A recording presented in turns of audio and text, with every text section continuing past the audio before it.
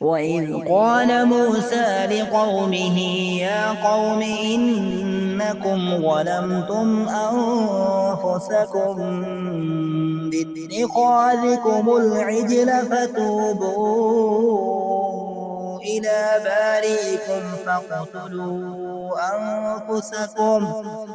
فاقتلوا أنفسكم ذلكم خير لكم عند بارئكم فتاب عليكم إنه هو التواب الرحيم.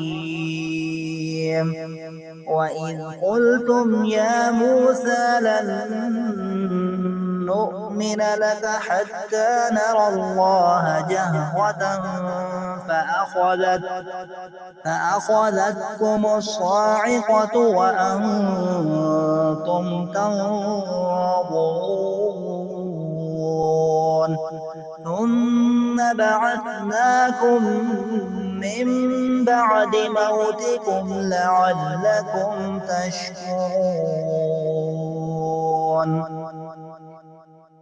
وظللنا عليكم الغمام وأنزلنا عليكم المن والسلوى كلوا من طيبات ما رزقناكم وما ظلمونا ولكن كانوا أنفسهم يظلمون.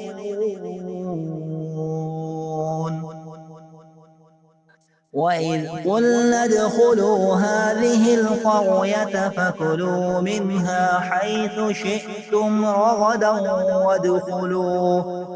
وادخلوا الباب سجدا وقولوا حطة نغفر لكم خطاياكم وسنزيد المحسنين.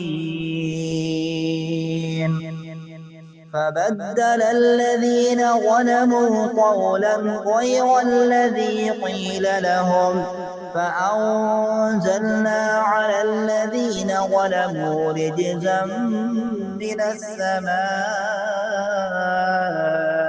بما كانوا يفسقون.